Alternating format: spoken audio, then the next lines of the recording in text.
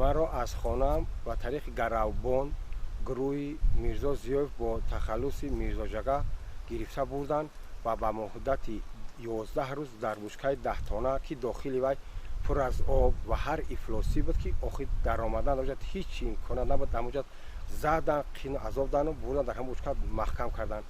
бо як рӯз пас ё ки якним рӯз пас аз ҳамон бучка меовардан бо мезадан бо мебурдан маҳкам мекардан. ҳамин хел бисёр мардума қин азоб доданд. ҳамаи парик шудан шикастанд, либосҳои танама гирифтанд.